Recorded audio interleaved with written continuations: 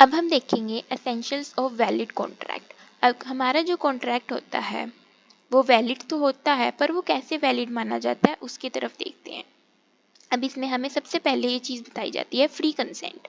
Free consent मतलब किसी के द्वारा, मतलब कि कोई जोर ज़बरदस्ती ना हो या कोई किसी के ज़बरदस्ती ना हो रही हो बस इसमें।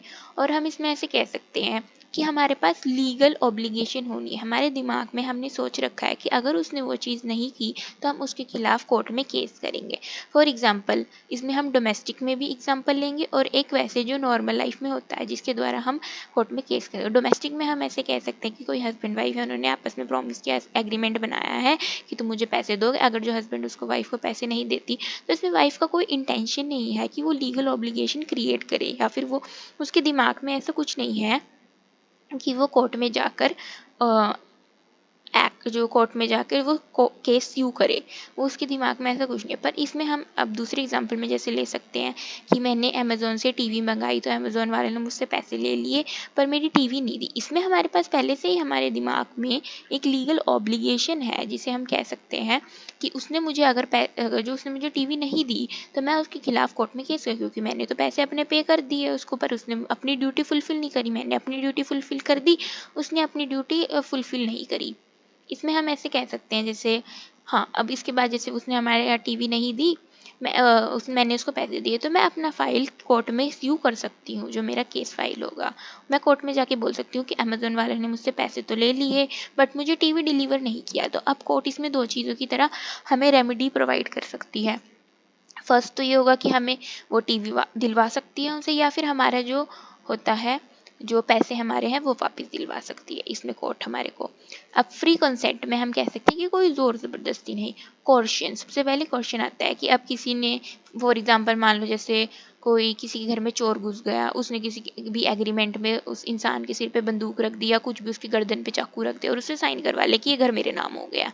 उसने चोर ने अपना ये एग्रीमेंट करवा लिया कि तुम इस पे साइन कर दो, उसके सिर पे चाकू या बंदूक रख दी और उस बंदे ने उसको साइन कर दिया। तो वो फ्री कंसेंट नहीं है, क्योंकि उसे ज़ोर ज़बरदस्ती से करवाया गया। उसकी गर्दन पे चाकू रख के, उसके सिर पे बंदूक रख के उससे ज़ोर ज़बरदस्ती से करवाया गया। अंडर इन्फ्लुएंस, अंडर इन्फ्लुएंस में मतलब हम ऐसे कह सकते हैं कि कुछ चीज़ के बारे में गलत बता दिया हमें कि ये तो ऐसे है बट वो निकलती ऐसे है। हमें उस चीज़ की नॉलेज उसने गलत दे दी, जो कि ये गलत चीज़ है। अब फ्रॉड, फ्रॉड में हम कह सकते हैं धोखाधड़ी में किसी ने हमें कहा कि ये तो 1 साल पुरानी है बट जब हमने उसको बाद में देखा कि वो तो 10 साल पुरानी चीज़ निकली। अब किसी ने मोबाइल बोला कि मोबाइल है वो अभी सिर्फ मैंने जस्ट 2 महीने पहले यूज़ किया, बट जब मैंने देखा कि वो तो गलत है, 1 महीने पुराना नहीं है, वो तो काफ़ी यूज्ड है, उसके तो काफ़ी पार्ट्स भी निकले हुए हैं। तो उसने मुझसे झूठ झूठ बोला कि इसमें तो सारे पार्ट्स भी नहीं हैं, ये भी है वो भी है, बट जब मैंने देखा तो वो है ही नहीं। तो उसने मुझसे फ्रॉड मतलब झूठ बोल के दिया।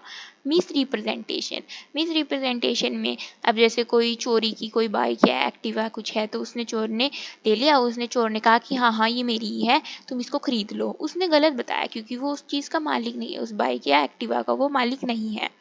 उसने फिर भी उसको कहा कि तुम ये ले लो, ये मेरी है। उसने झूठ बोला पर्सन से, मिस रिप्रेजेंट किया कि ये चीज़ दिखाई कि ये मेरी है, बट वो एक्चुअल में चीज़ उसकी नहीं है, वो तो चोरी की थी। अब पर्सन है जो उसने वो ले लिया, पर वो गलत होगा, उसको बाद में पता लगा कि ये तो चोरी की है।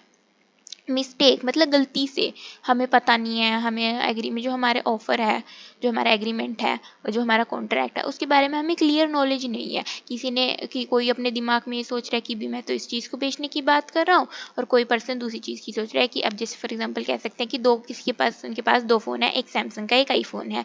तो वो उसने पर्सन ने बोला कि मैं अपना फ़ोन बेचना चाहता हूँ। अब जो मान लो मैं हूँ, मुझे लगा कि वो आईफोन बेचना चाहता है बट वो बात वो सैमसंग की कर रहा है, तो इसमें उसकी मिस्टेक होगी, उसमें क्लियरिटी नहीं रही कि वो क्या बेचना, क्योंकि उस पर्सन ने बोली ही नहीं कि मैं आईफोन बेचना चाहता हूँ या फिर सैमसंग का फ़ोन। इसमें हमारे पास क्लियरिटी नहीं है, तो मैंने गलती समझा कि वो आईफोन बेच रहा है बट वो बेचना तो वो चाहता था सैमसंग वाला फ़ोन।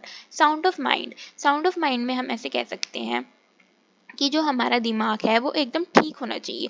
अब हम जो पर्सन ठीक दिमाग का है, जो सोचने की शक्ति रखता है, उसके पास तो होता है कि हाँ वो एक कॉन्ट्रैक्ट के अंदर एंट्री कर सकता है। बट जो पर्सन लुनैटिक होता है मतलब पागल होता है, जिसका पूरा दिमाग पागल होता है या फिर वो फिजिकली मतलब ठीक नहीं होता या फिर कोई भी उसको बीमारी है जिसको उसका मतलब मेंटली हेल्थ उसकी ठीक नहीं है, इस वजह से कि उसको पता ही नहीं है तो वो क्या एग्रीमेंट करेगा।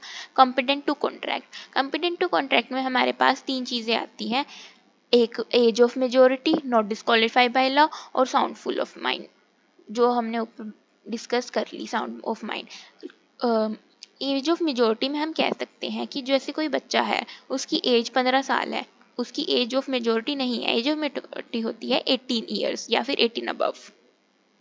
इसमें अब उसने कहा कि भी मेरी तो एज 15 साल है, वो एक वैलिड कॉन्ट्रैक्ट में कभी भी एंट्री नहीं कर सकता, क्योंकि उसकी एज ऑफ मेजोरिटी नहीं है। अगर जो उसका गार्जियन है तो उसकी गार्जियन के साथ उसकी एज मिला के 21 ईयर्स हो जाएगी, तब वो एक वैलिड कॉन्ट्रैक्ट में एंटर कर सकता है।